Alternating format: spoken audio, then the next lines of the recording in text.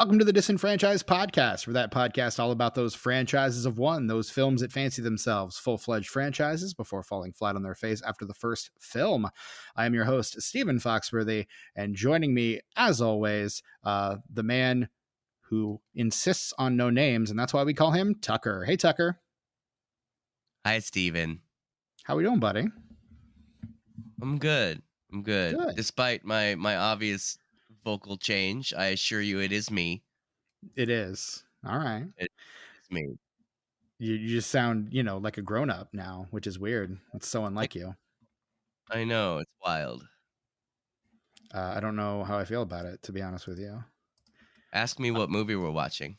Hold on. But before I do that, I do need to note that Brett Wright opened the package, so he is not with us right now. He straight up got transported. Right, he just got transported right off the podcast this week. We hope for his speedy return in the weeks to come. But we lost a good one this past week, Tucker. We lost the I'm amazed that you have no context for this actor. I'm gonna have to take your word for it, Steven, because I don't know who the fuck that dude was. Like RIP for sure, but I have no idea who that guy was outside of this movie. He's also the best part of this movie, I will say that. But we will have many more opportunities to cover. We could have parlayed this into just a Ray Stevenson month, but we did lose the great Ray Stevenson this week. Oh yeah. He's just a great that guy heavy. Like he just comes in, he plays the heavy. Most people probably know him best as Volstagg from the Thor movies. The fat warrior from the Warriors 3 hangs out with Josh Lucas, Zachary Levi. I saw those movies when they came out, and I have not seen them since. But yeah, he's in a few of those. But we have many opportunities to cover him. He was in the Anton Fuqua King Arthur movie. He was in the Paul W.S. Anderson Three Musketeers movie. He was in Punisher Warzone, directed by Lexi Alexander, who has blocked me on Twitter for following a film critic. I've never engaged with her ever. Didn't even follow her, but I got blocked by her. So that's just how it goes sometimes. And then he was also in what was that other movie that he did that we could cover? There was another one too, but we put everything in a randomizer and we hit spin, and what came up was the Transporter Refueled from 2015. It's a stupid movie starring ugly people with bad teeth. I mean, it does take place in England, so do with that what you will. That's my complete review. Right there. It is the 2015 reboot of the Transporter series. We'll get into that. But it stars Ed Skrein, or Skrein. I think it's Skrein, Skrein. Loan Chabanal, Ray Stevenson, Len Krujawski, sorry, and Gabriella a bunch of Wright. Other people you've never heard of. Yeah, I mean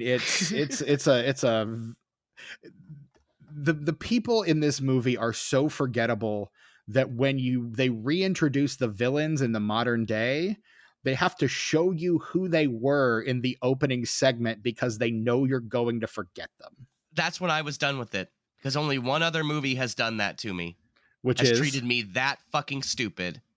Is Perfect Stranger with Halle Berry and Bruce Willis and what's the kid's name? Giovanni Ribisi. Giovanni Ribisi, yeah. Yes, they did that. I walked out of that movie because they did that. Because something happened, and then 5 minutes later they reference it, and so they do a whole flashback to something that happened 5 minutes ago, Stephen. And I just walked out. I was like, no, you're not going to treat me this way. Peace. And then this movie did that, and I just got PTSD about it all over again. Like I've never walked out of a movie, but there is one movie that we will eventually cover on this podcast where I got really damn close, but I stuck it out, and I can't say I'm glad I did. But yeah, so no, it absolutely does that. And the way that it shows you that they're older, it takes off their wigs. It gives them really bad wigs when they're younger, and then it removes those. Or in the case of the main female character, gives her a more different, less awful wig. Oh yeah, it's been 20 years, but we haven't aged at all. Our hair's just different. One of the characters ages, and it is the girl that is clearly underaged in the first scene, and she's now an adult. But she's the only character that is played by a different actress. Everyone else is played exactly the same at exactly the same age. We're doing nothing other than giving us, different hair to indicate that there is anything wrong. And the main girl, you can tell it's the main girl right away because she's actually lit in the scene. None of the other girls are lit at all. Like they may have some general lighting on them, but this girl has got star lighting on her. So you can tell as soon as she walks up, oh, she's lit differently. She must be the female lead of the movie. It truly is a film for idiots.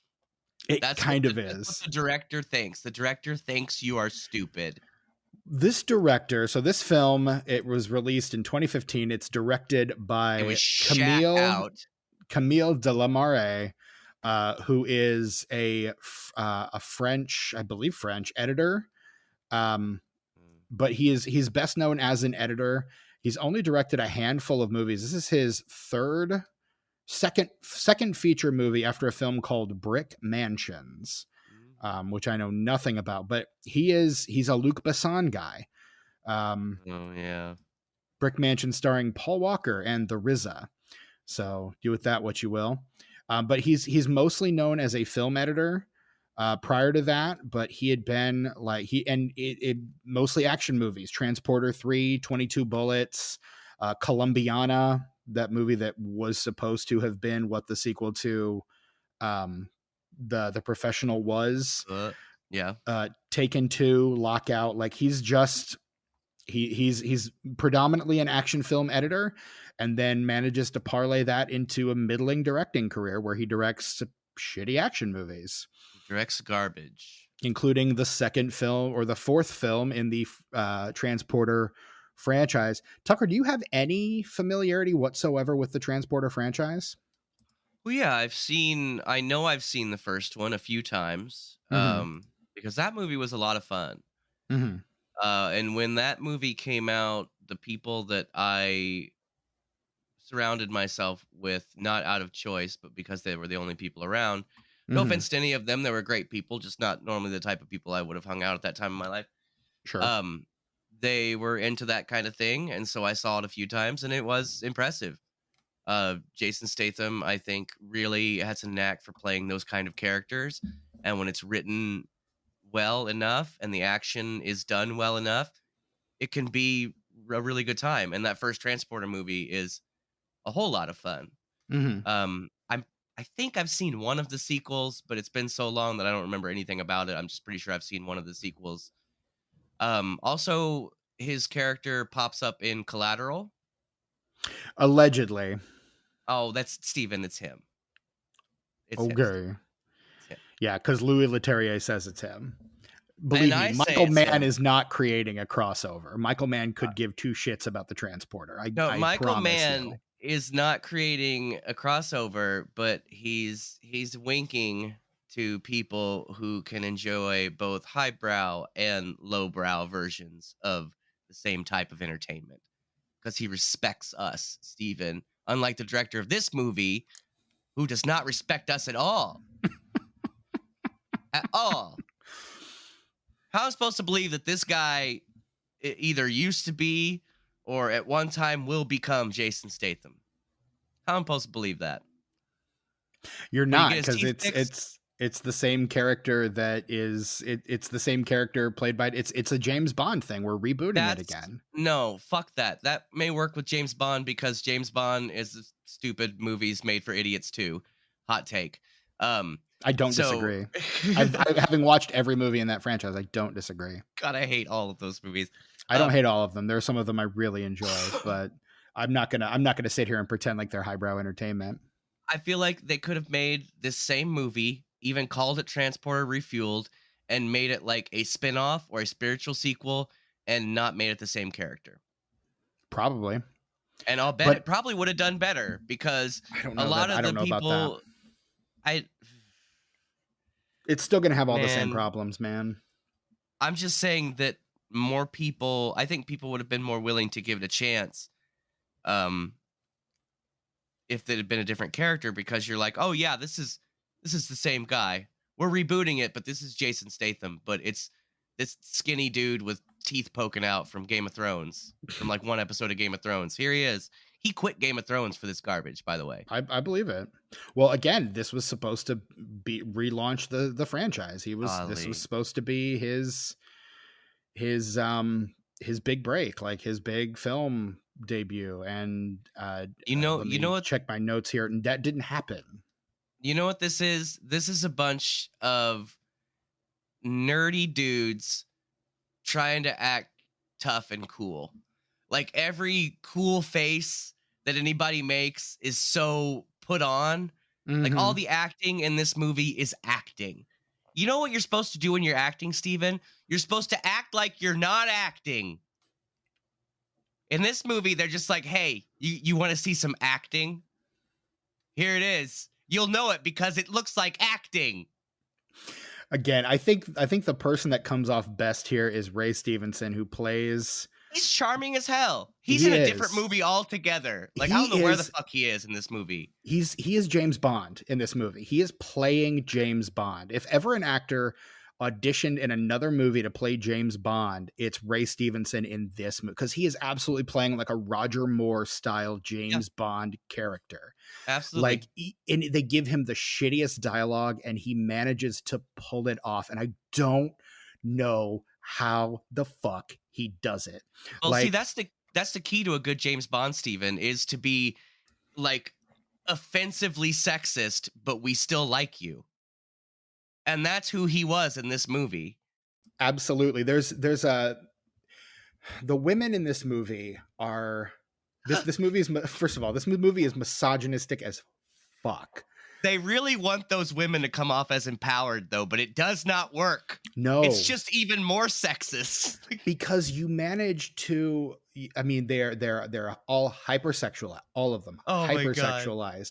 But then you dress them all interchangeably. So for most of the movie, you can't tell any two of them apart from each other, because they're all wearing the same dress, right? Same wigs, and dark glasses. So like you can't see any of their distinguishing features for most of the movie by design.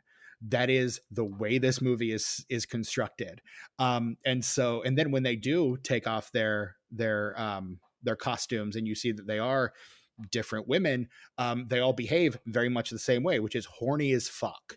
Like Ray Stevenson's character, he's been kidnapped by these women and is so fucking charming that he has a 3-way with 2 of them. Yes. And these women are women who have been sold into sex slavery, so they have every reason to not want to sleep with a man, and yet that's how they're empowered, is they sleep with Ray Stevenson because he's so damn charming. And then when they die, their deaths have no emotional impact, because they all look exactly the fucking same. It's fucking terrible, and with the exception of the final girl, they all die. Like the main character the main female character we discussed at the beginning, they all die in a very like anonymous, just kind of they're shot and dead kind of way. I think the girl from the Pyrenees, like they really want us to know that she's from Basque Country, because they mention it like 10 times in this fucking movie. But like they really want you to know that's where she's from the Pyrenees, you see. She gets more of an emotional send off, because that was the one that Ray Stevenson's character had connected with a little more. But it like doesn't work, because that's literally all we know about her character, is that he's enamored of her and she's from the Basque Country. That's it. That's all we know. That's me for the whole movie. I don't really know what was going on half of this movie. Oh, me neither. I guess like the plot in 60 is just going to be a huge fuck mess, because I'm not sure what happened in this movie. Me neither. And it's one of those plots that's needlessly convoluted. Like just blatantly, needlessly convoluted, because that means that we're smart.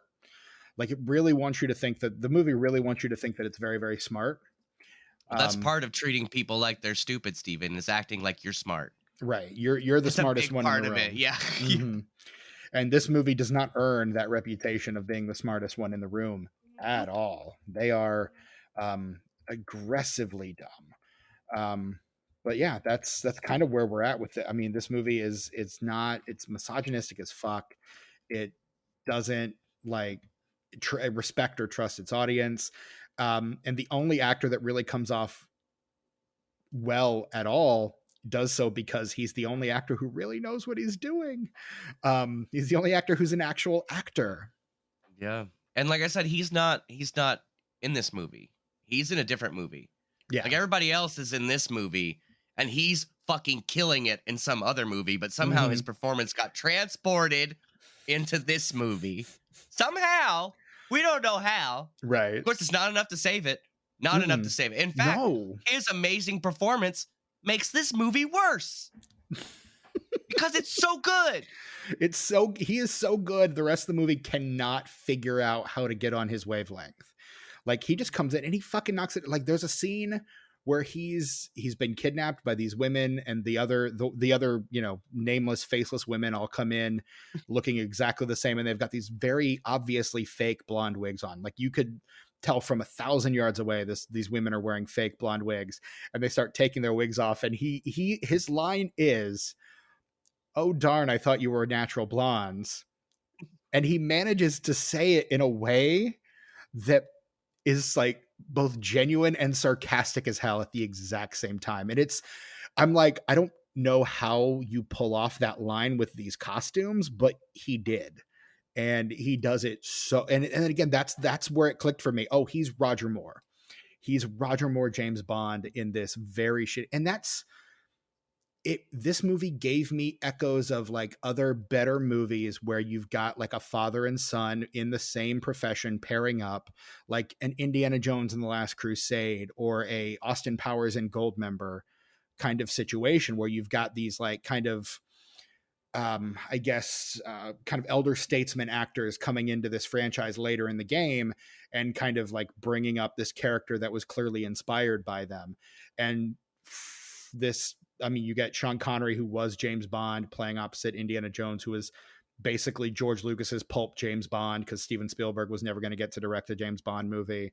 And then you get like Michael Caine who played a super spy in the Ibsen or Ipcress Files and things like that, like playing the elder statesman to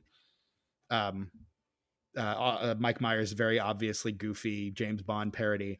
And when you have Ray Stevenson show up in this, it's like taking all of those like 90s gangster roles that he played in England, like in shit like Layer Cake and whatnot, and like that's basically the role he's playing here, except he's putting just enough like smooth debonair James Bond shit on it that he sells it really, really well. Yeah.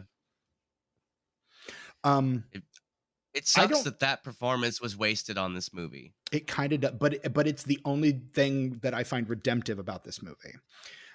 It's the only thing that redeems this movie. Like this movie is forgettable as hell. Like I watched this movie last night. Was I under the influence of some substances? Yes, I was. Do I remember anything about this movie though? I mean, it helped a lot. I don't remember a damn thing about this movie outside of what Ray Stevenson is doing and the horrible way that it treats the females in this movie. It's really, and it's a testament to who Stevenson is as an actor. And he might not have always been in the best films, but he's at least doing good work in them, which is why I like him so much. Like he's in one of the later seasons of Dexter, like after Dexter kind of becomes shitty and goes off the rails. I think he's in like the second to last season of Dexter, and he's really good. I don't remember his character in that. He's like the big bad in that season, like in that second to last season of Dexter. He's like the big bad, and he's really good. But he plays like a British gangster. Like that's kind of. I don't remember much. I don't remember much after the Trinity Killer, though I did watch all of those seasons because Mos Def was in one of those last couple seasons. Yeah, he was in the one with Edward James Olmos. And then there was another one with Julia Stiles. And then there's one I forgot about her. And then there's Ray Stevenson and Yvonne from Chuck, Yvonne Strakowski or whatever her name is. She was in that season as well. And then the last season, which I watched maybe 2 episodes of, and I went, nope. I'm walking away, like, because I made that bargain with myself after Lost ended. If I stop enjoying a show, I'm gonna give myself permission to walk away, and that's when I walked away from Dexter. I was like, I can't do this anymore. So I didn't catch that last season, but after hearing what that last season was about and what the reboot series was about, I'm kind of glad I didn't, honestly. I liked the reboot series. I thought was good for the most part. There was some questionable things in it that were reminiscent of the bad writing of the final season of the original series, but overall the reboot was I enjoyed. That's how I discovered Yellow Jackets. The only time that I subscribe to Showtime is when there's a new season of Dexter. So in between the last season of Dexter and New Blood, I had not subscribed to Showtime at all. You didn't subscribe to Showtime. You didn't subscribe for Twin Peaks: The Return? Oh, I guess I did, because I did watch that when it aired. You would have had to, yeah. Yeah, and then I purchased that as well. Right. So okay, yeah, I take that back. The one time I subscribed to Showtime between the end of Dexter and the reboot was for Twin Peaks: The Return. But I signed up for Showtime for Dexter New Blood, and there was Yellow Jackets, and now that's a thing that's in my life. Mm-hmm. So now I have another reason to give Showtime money for like 3 months out of every year. There you go. I mean, Plus they be having some good movies, and their app broadcasts in 4K, so that's nice. Which is nice. Yeah, that's how I got to see Pearl in 4K. Pearl. What I mean, because there's not a 4K release of Pearl, which pisses me the fuck off. Which is stupid. So stupid. The movies that are out of God told me to is on 4K. Mm-hmm. Do we need a 4K? God told me to? No. Am I glad we have one? Yes. We don't need one when movies like Pearl don't have a 4K. What the fuck? Right. Movies like Bringing Out the Dead. What the fuck? I feel the same way about Night of the Living Dead. Does Night of the Living Dead need a 4K release? No, it doesn't need one. But am I glad we have it? Though. Absolutely. It's so fucking good. It looks really, really good. It looks so fucking good. It's beautiful. It's so fucking gorgeous. Yeah. But so my history with the Transporter franchise. I don't have one. I know the first movie came out in 2002, which is the year after BMW Films started releasing a series of short films as commercials called The Hire, which I was talking to you briefly about before we started recording, and you don't know The Hire. This is the first time hearing of it. I think you would really dig The Hire. So it's a series of 8 short films that basically function as commercials for BMW cars. And they don't really hide that that's what they are. But Clive Owen is the lead in all of these. Oh, nice. And he plays a character called the driver. And his thing is he transports, just like a transporter. Yeah. He drives. Okay, yeah. Transporter transports, the driver drives. And it's almost the exact same conceit as this franchise. But each short is directed by like another auteur. And the casts are incredible. So you've got John Frankenheimer, Ang Lee, Wong Kar-wai, Guy Ritchie, Alejandro Gonzalez Iñárritu, John Woo,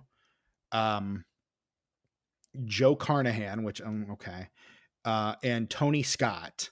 Nice. All doing these movies, and then Neil Blomkamp does a belated one in 2016.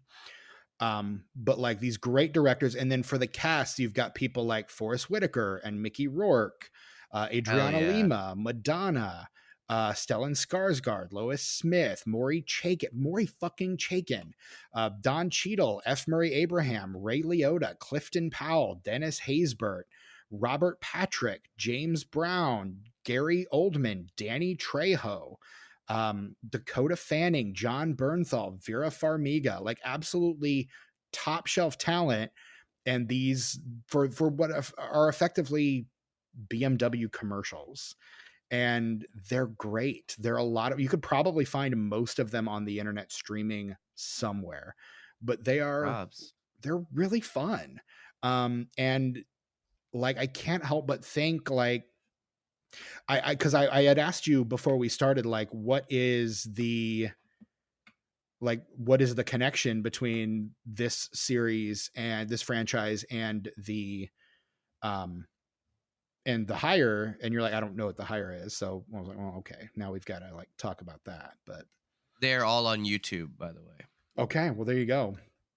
I would recommend that you watch all of them because they are so good. Okay. I will save this playlist. Yeah, definitely do.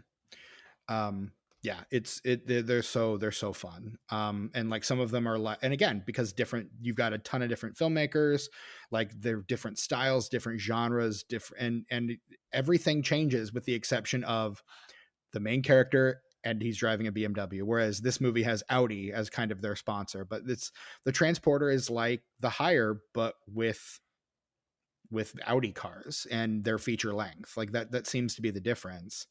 But they're like these little mini action movies that are basically fronting as car commercial, or car commercials fronting as action movies, and they're great. I'm into that. I see. I had a feeling you'd be in on the Hire. I do not have a problem with advertising. I grew up with commercials on TV. I mean, we grew up in the 80s, man. To sit through commercials, unlike people these days that will bitch if there's 1 30-second ad in their 2-hour movie. Mm-hmm. Like, we're used to it, man. We grew up with that shit. Yeah. I don't mind an ad, and I actually like a good ad. Mm-hmm. Like, there aren't a lot of them these days. Really good. Yeah. They're not.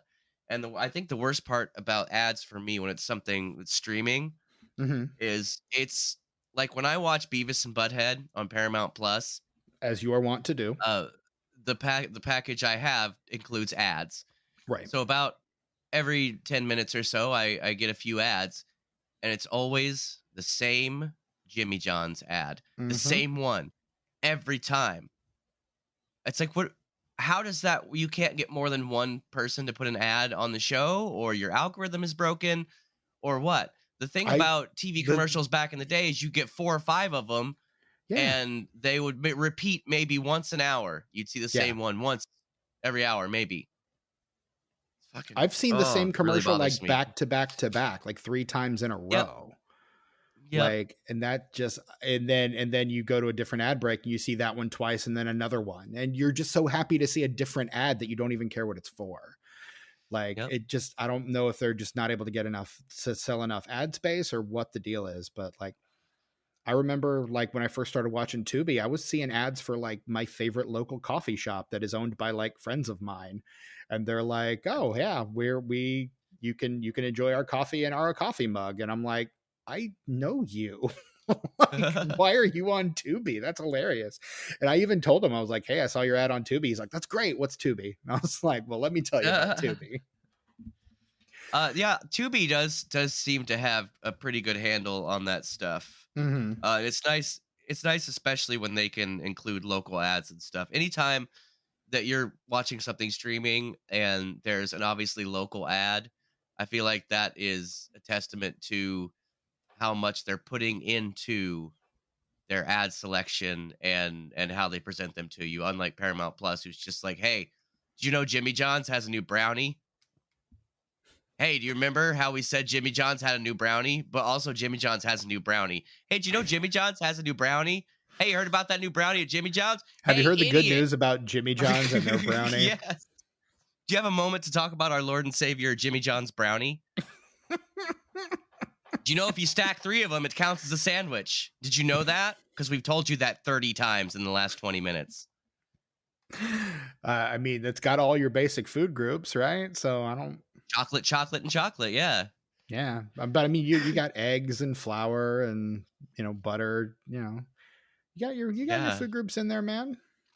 Sure. Chocolate's a bean, so that's a vegetable. Like, I don't know, counts. Bitch, it's a legume. Get out of here. Vegetable. Fuck off. I don't know. It's roughage. What do you want from me? Oh no, man. I want to not have to talk about this movie ever again. That's what I want. I mean, look, the quicker we get through this, the better I wanted to stop and talk about the Hire for a little bit. So we did that. And yeah, I'm glad I did. I really am, because I do want to look at those. Now I think it's time for you. It's time for you to do the plot in 60 seconds, Steven. Well, why don't we turn to the Canadian Quarter of Indifference there and have it decide for us? Because I really thought that was going to work. You were sober when you watched this movie, so you probably remember it better than I do. So, well, see, I was taking a cue from this film, and I was treating you like an idiot. and thinking I could just tell you to do it and you just do it. But boy, was I wrong. Not going to do that if I don't have to. Transporter Refueled. More like a movie that sucks. That's all I got. That's all I got. I thought you were going to do dumb, like I can't even Transporter Repooed or something, but no, you couldn't even do that. You couldn't even put that together. No, it's so bad I can't even come up with a good joke about it, Steven. That's how bad it is.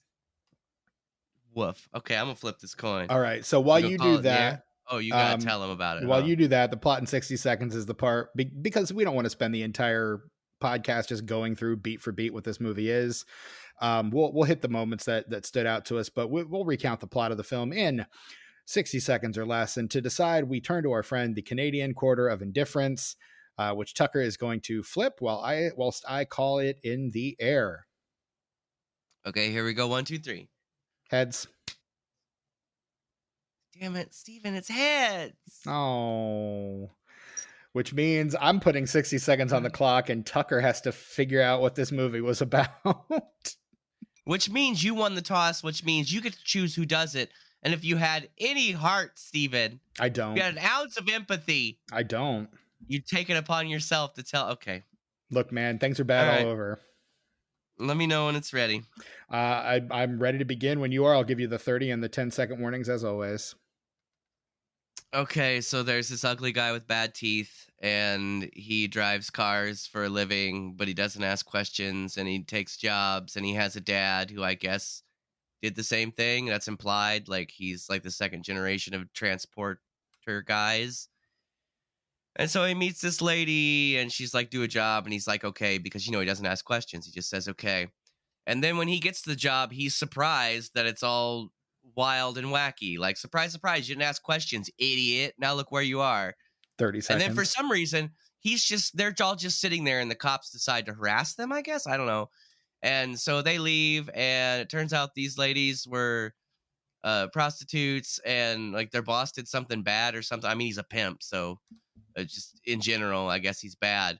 And so they rob him or something. 10 seconds. I don't know. I guess they rob him, and at least one of them gets away with it because everybody else dies. And they robbed him, right? And that's time. Is that what happened? I guess that was the whole point. Was they were going to rob him, right? I think I don't really know what their end game was. I don't. Let me look at the actual plot of this movie. Some goofy broads in this movie. Anna's whole team rob Arcadie's friends and frame. Oh, so they're not robbing him. They're robbing all the people around him and framing him so that they will come after, so that all the people that were on his side and all the people that killed all those, people in cold blood at the beginning of the movie will turn on their leader and kill him. Like the translucent guy on the plane. That guy's so white and his hair is so blonde. I feel like I can see right through that dude. It's really ridiculous. The weird thing is you can. You absolutely can. That was I love the way they age all these people up in this movie. And, I use love fairly, loosely there. Yeah. Because they just put them in long wigs in the flashback and then put them in they have the mid 2000s short haircut, like the short nondescript fuckboy haircut for the rest of the movie. And it oh my God, it's terrible. So that character is played Yuri, or is named Yuri, and it's played by an actor named Yuri. So, really they put a lot of thought into this stuff. Oh yeah. I mean, this movie, it's not good. It's garbage. I'm sure some of these actors have done some good stuff in other films, maybe, but not in this one. No, not in this one. Again, Ray Stevenson is really the only one doing any kind of decent work in this movie. I feel like Ray Stevenson saw the script and he was like, yeah, I'll get paid for this. And you know what? I'm going to have a little bit of fun while I'm doing it too. Accidentally turn in the best performance of the entire film. That does seem, I don't think it was an accident on his part. I think he was trying to. But and you can kind of tell that Luc Besson had a hand in writing this script because it's misogynistic as fuck. and pretty gross and really fucking creepy, and no thank you. Yeah. But like, yeah, he is. I don't know. Ray Stevenson is doing some like really fucking good work in this, and oh, he's the only one that has good teeth too. Like he's the only one who's been to a dentist, I believe, in this movie. And yeah, so he's like playing like a former special ops person who's like his cover is that he's a salesman for Evian, and that he's just retired and he's just gotten his pension, and he must. I mean, the implication is that he was the best of the best, but he gets kidnapped twice in this movie. Twice. Yeah, very easily too, by a trio of idiots. Mm-hmm. Like, well, the first time it's literally a woman with her trunk open, and she's like, "Hi, can you help me?" And he's like, "Oh, sure." And then he leans over to help her. About this, and she just tases him, and like he just falls into the trunk, and she's like, "Oh, you bought a 900 euro bottle of wine, expensive taste. Close you in here, kidnap you." Most dangerous man in Europe, felled by a taser. And then you like make him believe that you make him believe that you've poisoned him, when, spoiler alert, you haven't really. Like, oh, that was a bluff. Which you'd think if these guys were any good at what they do, they'd be able to tell these women were lying. Like, there's just no. It's bad. It's just very bad. Really, really bad. You have to suspend a lot of disbelief, or the movie wants you to think it's smarter than it is, but these people are really not good at what any of them, not even the people that you are supposed to be like, well, these are the good ones. They're not that good at what they do. Like, it's really, really unfortunate. And, it's really unfortunate that this is the movie that the randomizer landed on to talk about Ray Stevenson. Although he's easily the best part of this movie, though. That's clear.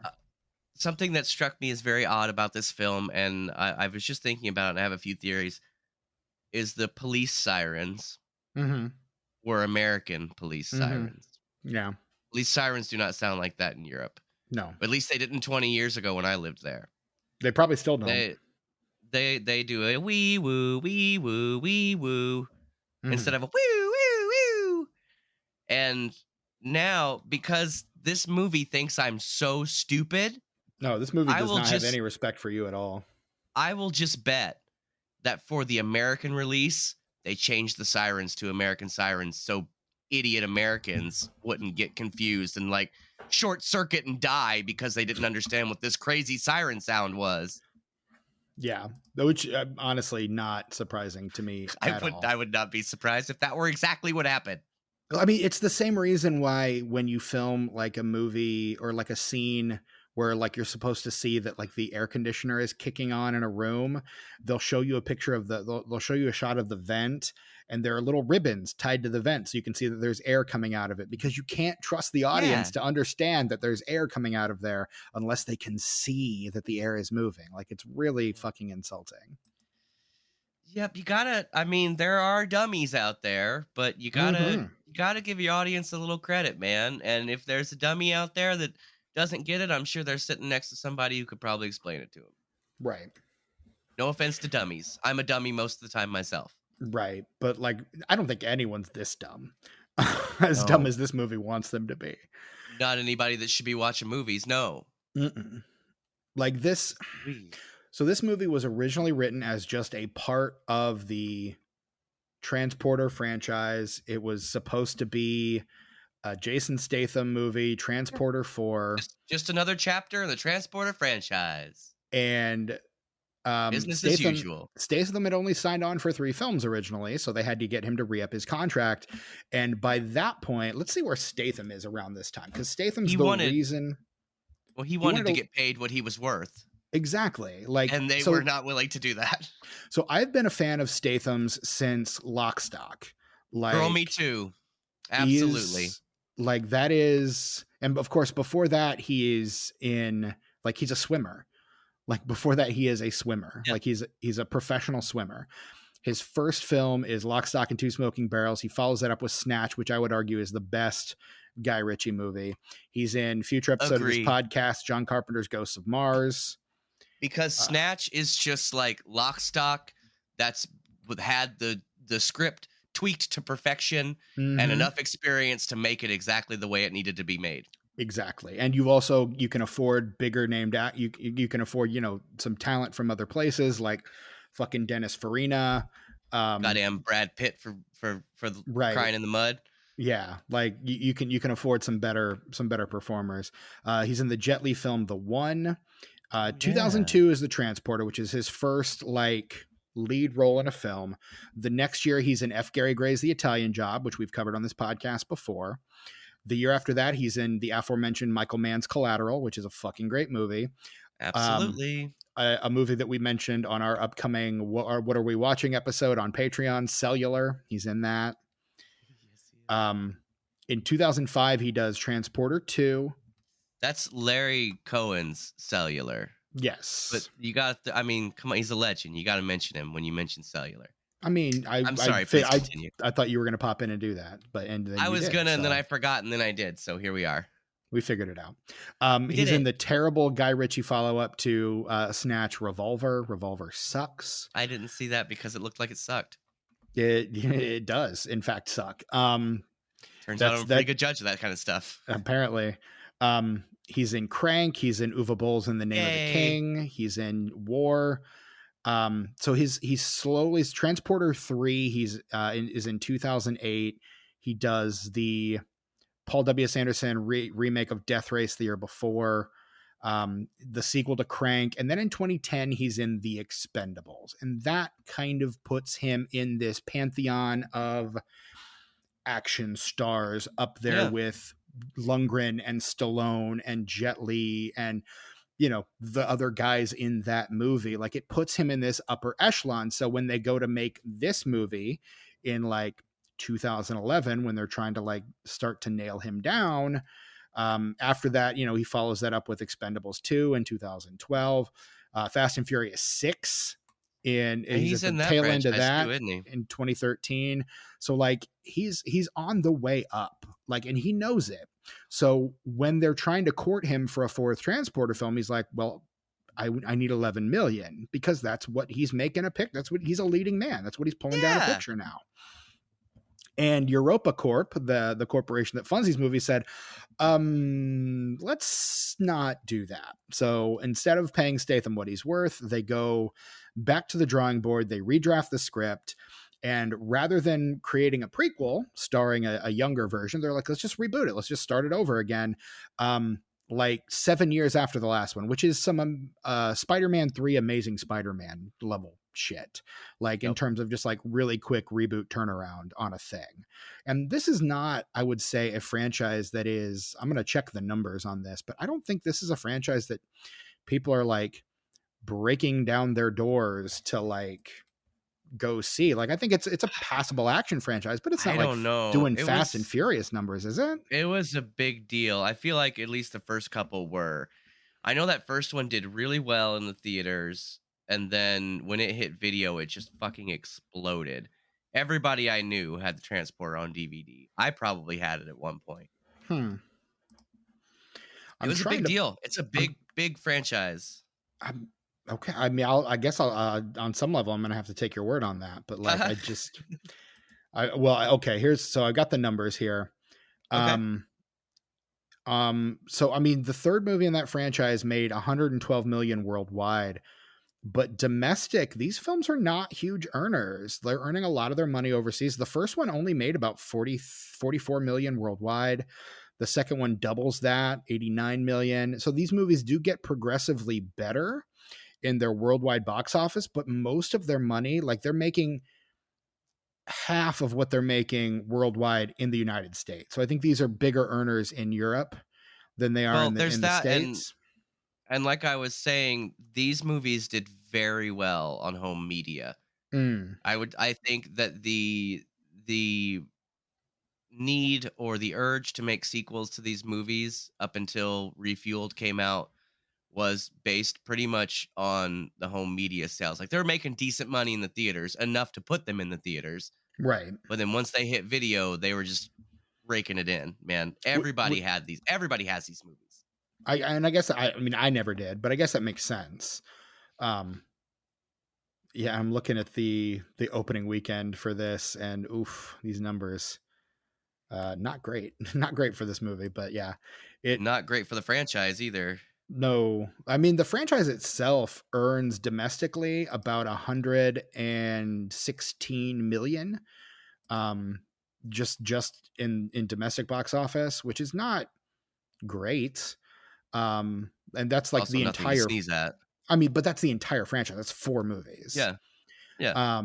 So I mean, theatrically is not where these things are really earning. They're earning, like you said, more on the home video markets. So yeah, as a result of that, you're not really seeing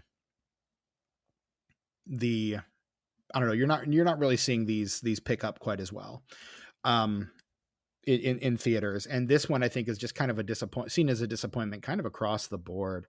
And I think a lot of that is just the nonsensical storytelling, the really convoluted plot, the rampant misogyny, which I think by 2015 is hopefully going out of style, at least a little bit. Like this feels like all the worst things that an action movie can kind of put together. And in terms of like nonsensical plot, I told you this before we started, it really reminded me of The November Man, because like The November Man, I have no recollection of what this movie was even really about. And I watched The November Man. I recorded a whole fucking podcast on The November Man. I could not tell you what that movie was about. And I feel the same way about this one. November, I'll bet. No, you know why they call him the November Man, Tucker? You know why they call him the November Man? Why, Steven? Because there was nothing left. That's a line in the movie, and it made no fucking sense to me at the time, and it makes no fucking sense to me now. Okay, I guess I'll just have to accept that, I guess. Yep. All right. Well, we talk about it extensively on that episode, an episode that I always encourage people to go back and listen to, and no one ever does. Because I was really proud of that episode at the time. Obviously, we've recorded so many better episodes, but at the time, I felt more strongly about that episode than any of the episodes that preceded it. And I think that is our least downloaded episode of all time, is on Pierce Brosnan's The November Man. Oh, wowzers. That's fun. Yeah, it is. And I should probably watch that or listen to that one. I mean, both. Porque no los dos. But you were kind of ranting in the text thread about how much you disliked this movie. And I was like, you know what? I'm going to be fine, because I sat through Food Fight, and I cannot imagine this is going to be worse than Food Fight. You know what? It's definitely better than Food Fight. It's definitely better than Food Fight. We're going to have to make you watch Food Fight one of these days. We are. I want to. It's gonna happen. I'm actively seeking out a time and a place to make it happen, because I need that context. I mean, you're going to be hard pressed to get Brett to sit down and watch that movie again.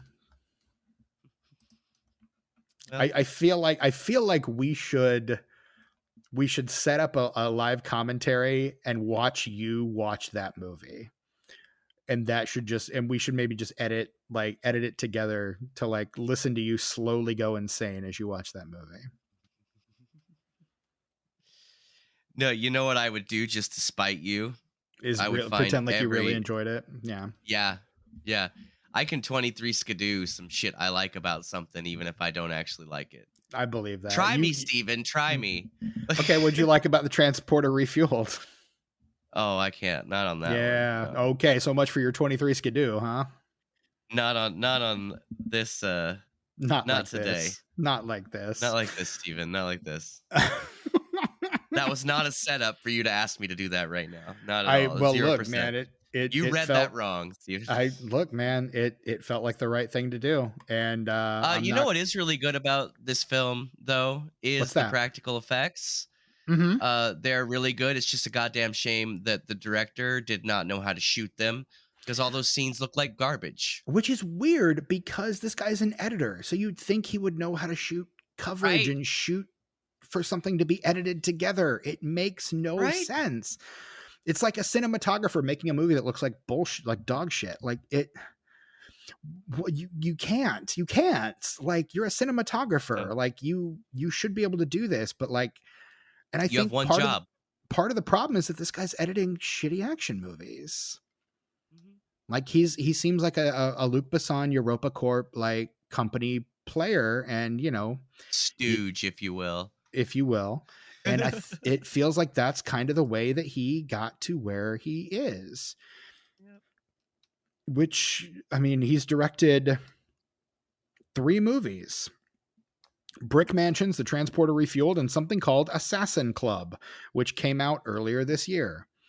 Yeehaw. Like, look, man, I don't get it. Whatever. But no, it's bad. I mean, Assassin's Club does have Sam Neill in it. Noomi Rapace from the Swedish the Swedish Girl with the Dragon Tattoo movies.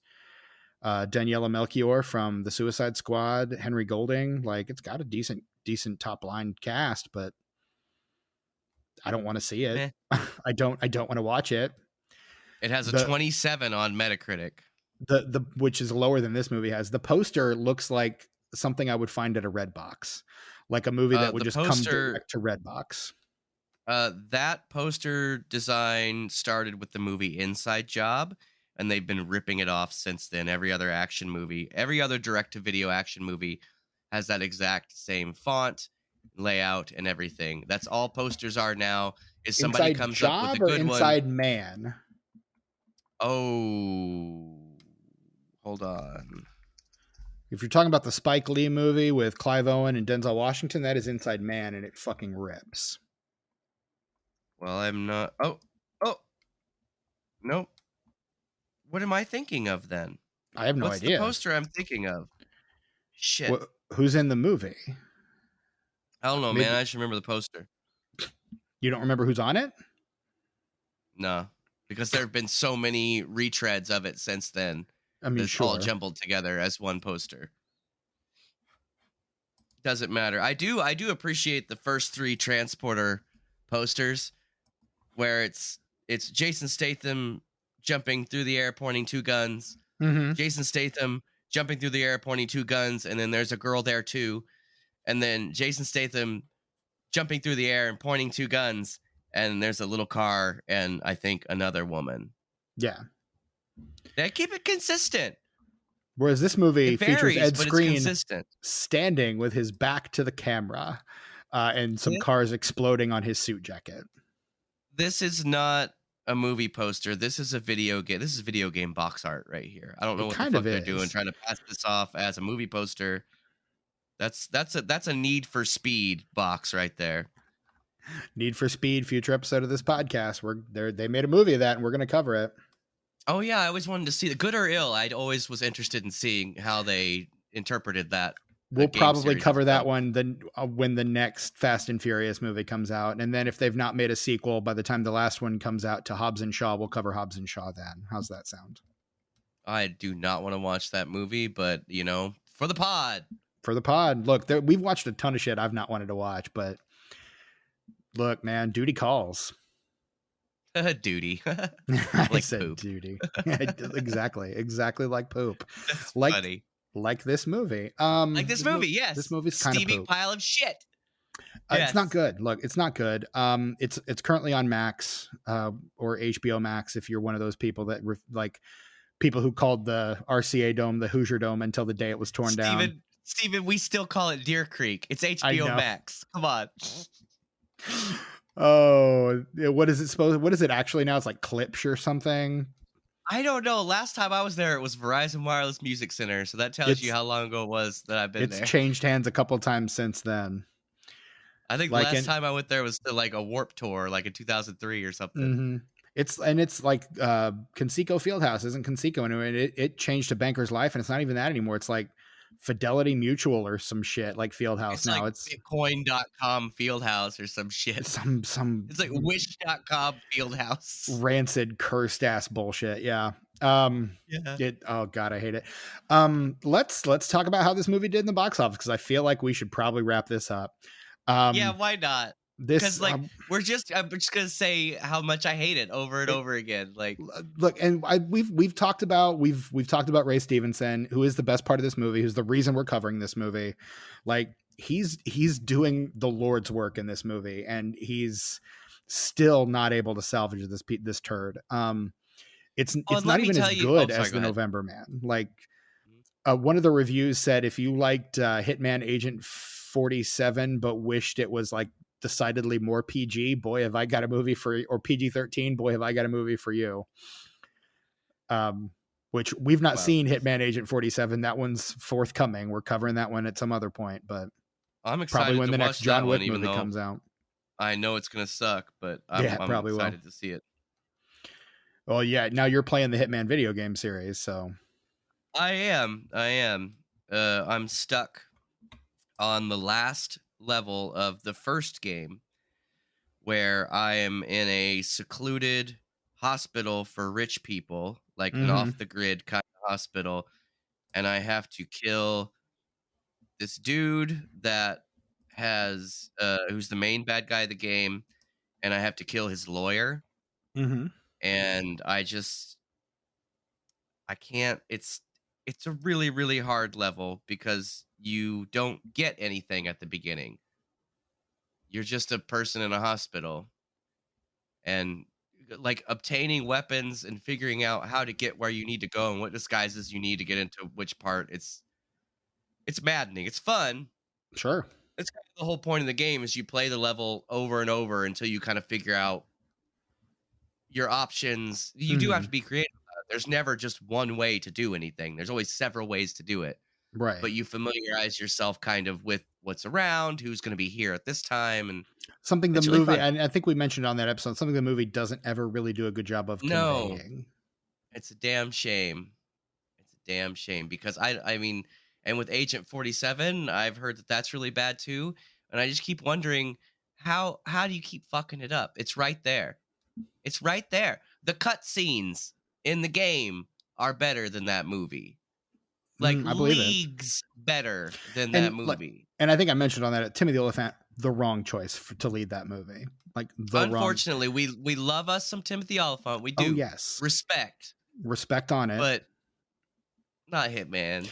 Should have passed that one up, bud. They really tried to make him an action guy, and I don't think that's the mode he's like, honestly, I love him as I think Justified, what I've seen of the show Justified, he's really good in.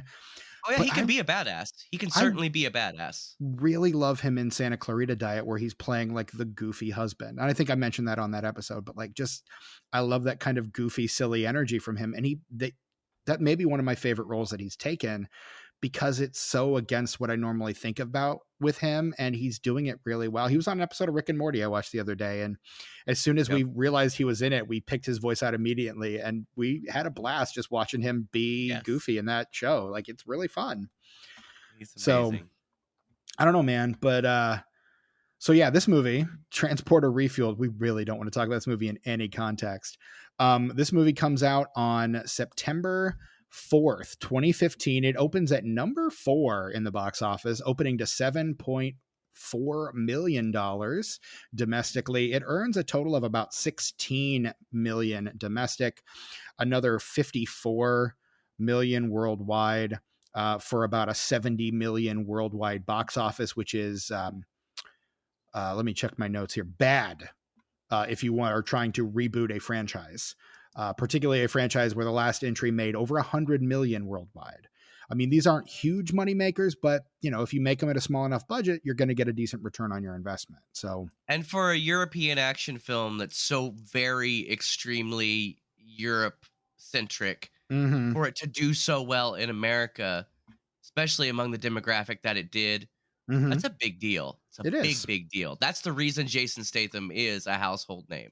Exactly. Is the first Transporter movie for sure. It really is. And like he parlays that into continued successes, like, and kind of makes that brand of, and he is maybe the last action star where action movies are now like everything's done on green screens. I would, like he and probably Keanu are our last two great action stars. Well, I don't know if you know this. Doing it the same way. I don't know if you know this, Steven, but in the first Transporter movie, your boy Jason Statham does about 90% of the driving himself. Nice. So, like, that's what I like about an action star, is somebody who's not afraid to go in there and get their hands dirty. Well, and that's why he's like adamantly on record as refusing to even meet with Marvel, is because they don't do anything themselves. Like there's no real performance there. Like you just kind of come in and just say the lines. Like what you don't get a guy like me to do that. Like I want to be doing the action. I want to be challenging myself. Otherwise, what's the point? And you know what? Mad respect. Yeah. And, I do agree with you, but you would be surprised how much of Marvel movies actually are practical. Like watching the behind the scenes stuff on Disney Plus, it's amazing how much of it actually is practical, especially stuff like Multiverse of Madness. Like that just looks like a huge like CGI fuckfest, but no, it depends on 75% practical. It depends on the filmmaker. Like Sam Raimi is a very tactile filmmaker who loves practical effects, whereas I don't know that I could say the same for someone like a Peyton Reed or a Joe and Anthony Russo. Well, and I think depends on the movie too, because something like Quantumania, you couldn't do that practical. Like that has to be like all green screen. I was going to say, I saw that one last week. I didn't mention that one on our What Are We Watching episode, but I did see Quantumania this past week. And yeah, that movie is like CGI : the film. Yeah. And it has to be because of where they are. Sure. And what they're doing. I did appreciate that there were a lot of what did remind me a lot of Star Wars about it was a lot of the practical creature designs. Mm-hmm. I quite enjoyed. And I don't think what I think was great about Quantumania, the fact that it was like 100% CGI, is that the practical stuff blended perfectly, so it didn't stick out. So big ups to the CG artists, big ups to the practical effects guys. Everybody worked really well together, and I think made a really good looking movie, at least for my money, which is a Disney Plus subscription that I don't even pay for. There you go. So nice work if you can get it. So this movie comes out, it opens at number 4. Number 1 this week is it's one of those movies that I absolutely despise, one of those faithful films called War Room. What if there was a war room where like we pray and so God fights our battles for us or something? I don't know. One of those. Hopefully your enemy's not praying, because then God has to choose. Who's it going to be? Which sports team is he going to back this week, Steven? Yeah, that's it. That's it. In second place, the F. Gary Gray film Straight Outta Compton. Hey, I like that movie. Good movie, which is in its 4 weeks of release has earned almost 150 million at the box office. So that movie is doing very well for itself. I was at the theater that week because I saw that opening weekend. So we're talking about. Well, this is 4 weeks in, but I had seen it 4 weeks ago. There you go. At this point, in third place, you've got a little movie called A Walk in the Woods. What if there was a walk in the woods? What if somebody took a walk in the woods? I don't know. What if that happened? What Watch the movie and find out. I guess. Fourth place, as we said, Transporter Refueled. In fifth place, a vastly superior action movie, Mission Impossible: Rogue Nation, which in its 6 weeks at the box office has earned over $180 million. So again, doing very well. In sixth place, the Weinstein Company film No Escape. Ugh. I don't even know what that is. I don't either. What if there was no escape? What if you couldn't escape? What if I'm trying to open the film now. Oh God, this poster is telling me nothing. Is it floating heads, Steven? Is it floating heads? It's a couple of, it looks like there's a war scene or something across the bottom, and there's two guys, one of whom might be carrying something, and the other guy's definitely holding a gun. It looks like it's Owen Wilson, Lake Bell, Pierce Brosnan, directed by someone named John Eric Dowdle, who I've never heard of, who is also the screenwriter along with someone named Drew Dowdle. So yeah, I don't know what this is, and I will probably never find out. Whatever. Shrug. In seventh place, down from number 6 in 4 weeks, is the speaking of movies involving terrible people, the Armie Hammer film A Man from U.N.C.L.E., which we can absolutely cover one of these days on the main feed if we decide. I heard that's real good though. I mean, it's a Guy Ritchie movie.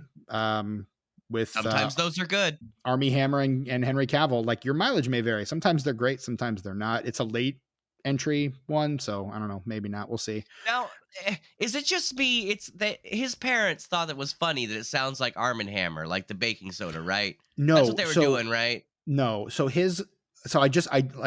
you listen to our forthcoming Patreon episode on What are we watching? You'll see that I watched a documentary series called House of Hammer. He's named after his great grandfather, Armand Hammer, who himself is named because his father, Julius Hammer, was the founder of the American Communist Party. Oh, word. So Armand Hammer, who becomes the founder of the 11th largest oil company in America, Occidental Oil, is named after a communist symbol of the arm and hammer, and he has absolutely nothing to do with the baking soda. But that's their symbol too, is an arm and hammer. Correct. You put it in your fridge for like a month. Mm-hmm. I've got one in my fridge right now. You know? Yeah. But yeah, no, different. No, has nothing to do with the actual baking soda. Just a very weird coincidence. He knows how silly that sounds, though, right? Like he could change. Oh, yeah.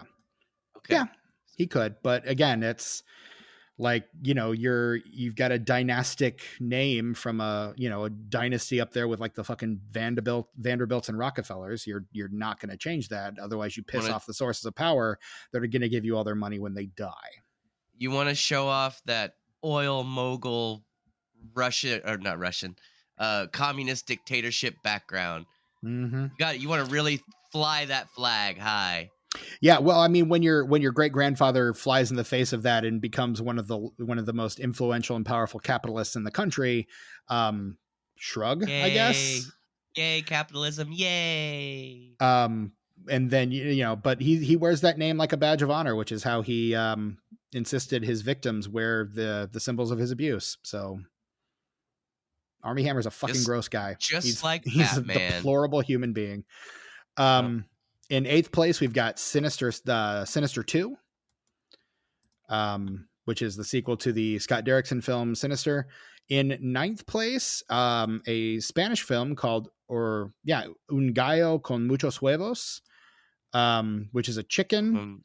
Looks like a children's film. The chicken with a lot of eggs. Eggs, okay. I know nothing about this movie. No, I've never heard of it. I have no fucking clue what this is. That is wild. That is in 9th place. It has earned about 3.4 million in 395 theaters, so not even in wide release. And in 10th place, a movie that was in much wider release, Inside Out, which has earned over almost 350 million at the box office. Still hanging on by it. It's probably still in theaters. Some notable entries in the lower portion. You've got Ant-Man. In number 12, we were just talking about Quantumania in 12th place, or having earned 173 million. Jurassic World, down from 9 the week before at 13, which has earned almost 650 million worldwide in 13 weeks. And then in 15th place, down from 7 the week before, only having been out for 3 weeks, Hitman Agent 47, a movie that we referenced not that long ago too. So nice.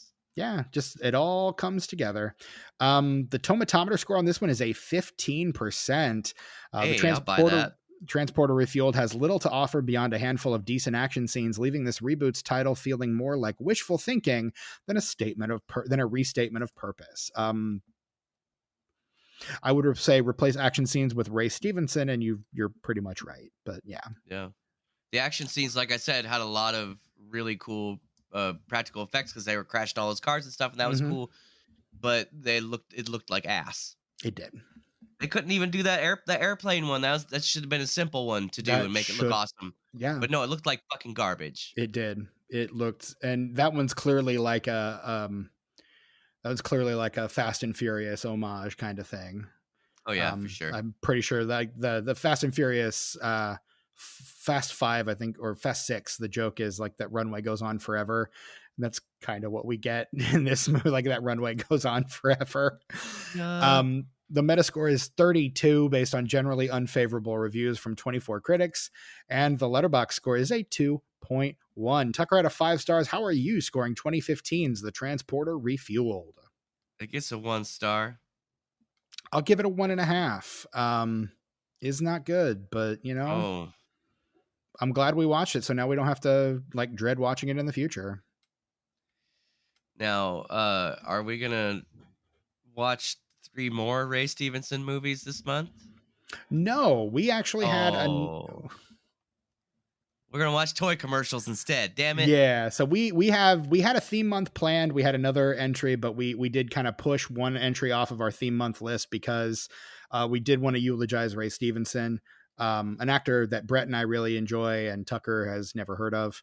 Well, now I'm a fan of him. Now I really liked his performance in this film. If he does work like this in other movies and in other shitty movies, I'm into it. Like, I remember there's a story that Griffin Newman from the Blank Check podcast likes to tell a lot about him on the movie Thor, where Kenneth Branagh, who directed that movie, is like trying to get him to go like a little bigger. He's like, this is Shakespearean. You can go, a little bigger with this. And he goes, so I guess you're wanting me to go ahead and take a dip in the river of ham. To which Kenneth Branagh laughed and said, yes, a river I have enjoyed myself a number of times. And that is kind of where that performance is in that movie. And I think place where Ray Stevenson is very comfortable and obviously very good at kind of luxuriating in that river of ham. And so that's the reason we're covering this. For a man who is stated earlier on this podcast that he has no problem with advertisements, you seem really angry about having to do the rest of this month being feature-length toy commercials. Because it's the lowest form of entertainment. Like I was hypnotized by it when I was a kid. You'd be nice. When that's done well, it's very interesting and fun to watch. But how often is it done well? Not often. But I think 80s cartoons, after it was deregulated how you could advertise to children. Thanks, Ronald Reagan. Yeah. We're gonna get into all of this next week. It's all garbage. It's all, even the ones I liked as a kid, fucking garbage. Mm-hmm. The lowest form of entertainment. So little effort went into, except for the animation, so little effort went into every part of it. It was the toy companies. They drove the narrative with different toys. Like if you're ever watching like Ninja Turtles and for some reason they go do something that they have no business doing and they have to put on different costumes or drive a different vehicle, guess what? Playmates wants to sell a new toy, bitches. Mm-hmm.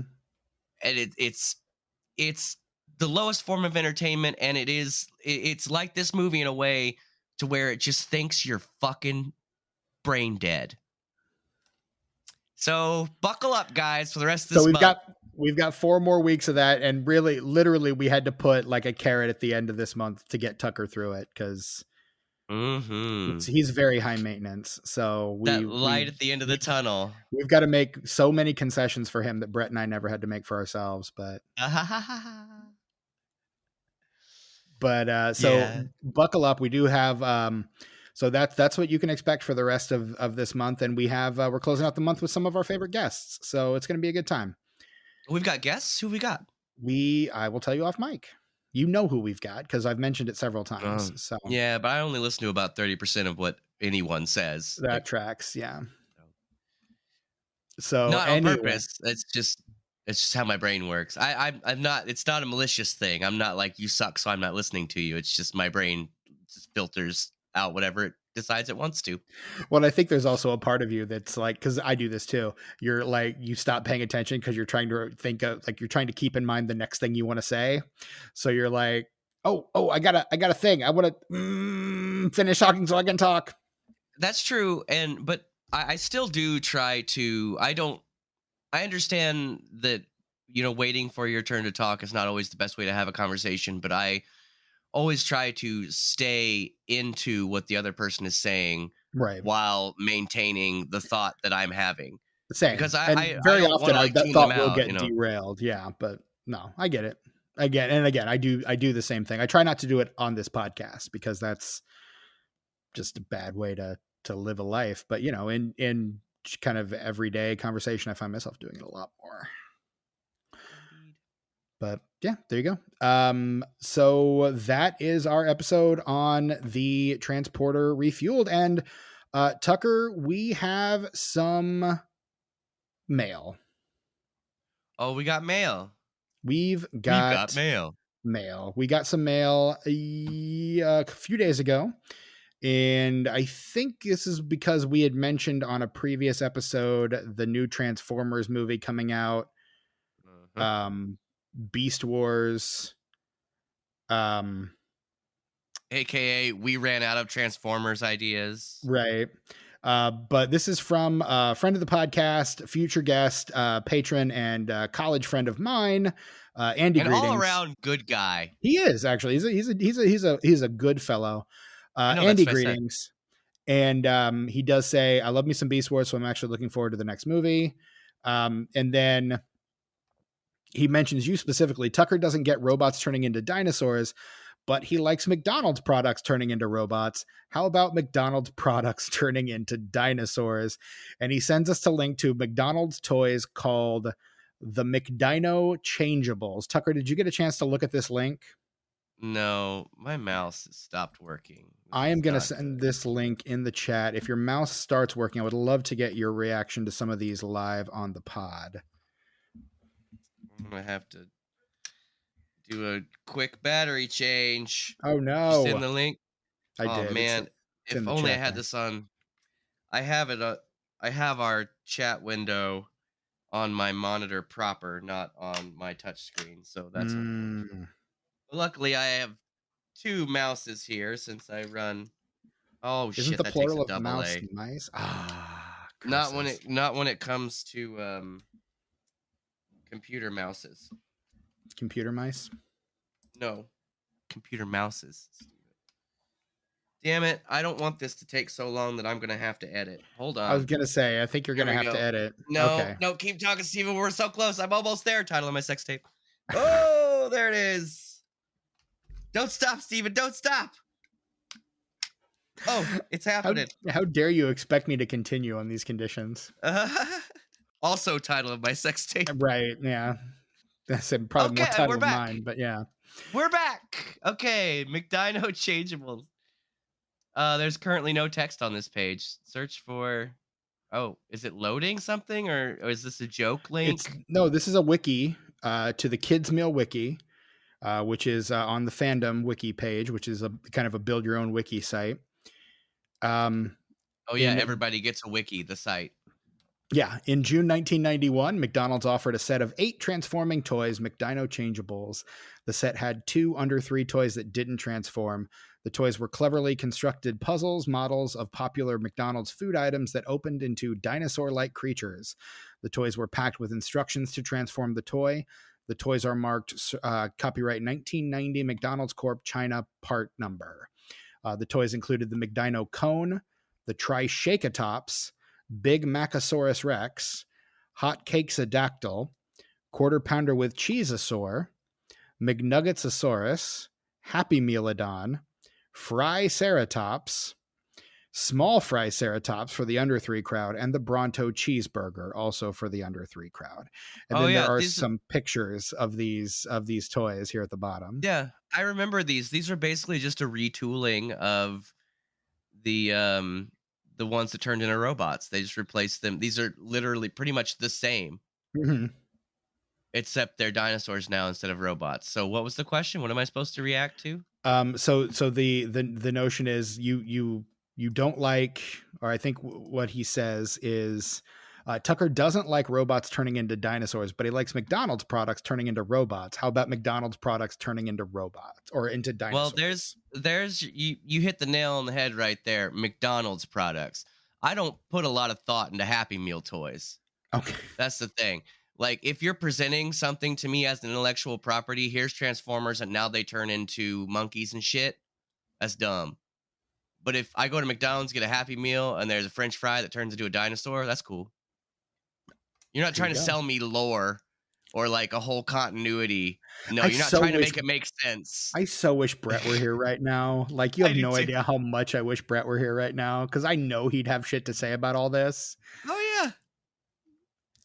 I don't even know if he goes back and listens to these episodes that he's not on either. So I don't know if he's ever going to have a comment on this, but he should. If you do, hi Brett. Hi, Brett. We love you, buddy. We wish you were here. We sure do. We always do. We're always sad to be without you, sir. Yep. But yeah, so that is That is the mail that we got this week. Thank you, Andy. If you would like to send us some mail as well, you can shoot us an email over at disenfranchpod@gmail.com. Let us know how we're doing. Let us know if there's a movie that you want to see us cover on the podcast. You can also, a great way to support us would be to head over to Patreon, patreon.com/disenfranchpod. Where we have all sorts of stuff going on. We are actually getting rid of the $3 tier on Patreon, and we're just sticking with the $5 tier. So now for $5, you can see everything, every possible thing that we do. You can see it all on there for the low price of $5 a month. And we've got like a weekly show that we're doing over there now. So we do a show once a week called What Are We Watching, where we talk about what we've been watching, media that we've been engaging with, what we think about it, our recommendations, etc. So you can absolutely check that out over there. And we've also got our regular shows, our monthly shows, our other shows. Like we've got other stuff over there. Disenfranchised. I think the most recent Disenfranchised is our top 5 David Fincher movies. Tucker and I sit down and talk about David Fincher for a little bit. I'll edit that eventually. Sometime before the end of the month, I'll get that out. I was going to say, you got a couple days, man, as of this recording. I will figure it out.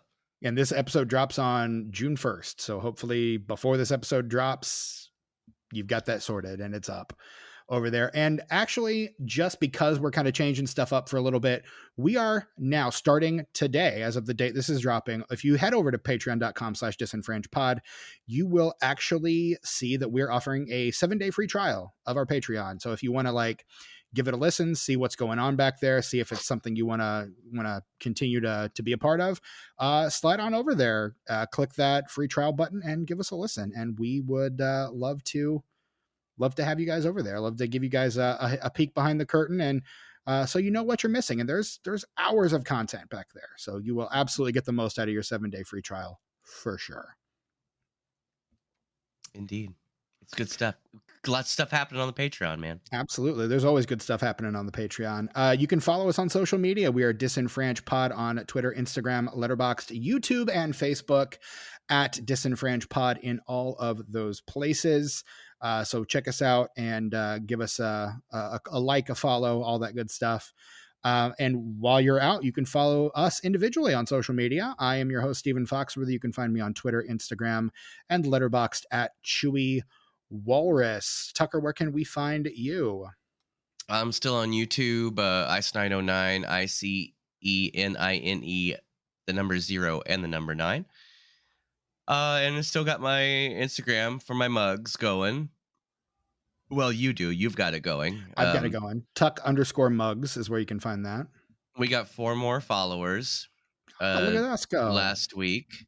So I think we're gonna have Brett come on and put one of his mugs up here probably tomorrow, which that's Monday of this recording. Right on. We'll probably have him put that mug on. And I think I'm going to do you'll be able to every see 2 it weeks. If you head over there now. So yeah, follow. I mean, it's pretty low key, like not stressful content. It's just mugs and the stories behind them and what's in them. It's a mug and a story. It's pretty much what it is. And yeah, what's not to like? It's pretty all right. How do we get to that, Steven? That is Tuck_mugs on Instagram. Sweet. Yeah, go check that out. And then you can follow our absent co-host Brett Wright on Twitter Instagram and Letterboxd at sus_warlock. And that is where you can find us. So that is all we have to say about this movie. Much to Tucker's great joy, we are wrapping it up. Yay. And so this has been our episode on the Transporter Refueled. I'm your host, Stephen Foxworthy, for Tucker and the absent Brett Wright. Until next time, I have nothing to say here. Shit, me neither. It's over, man. That's good enough. This long national nightmare is over.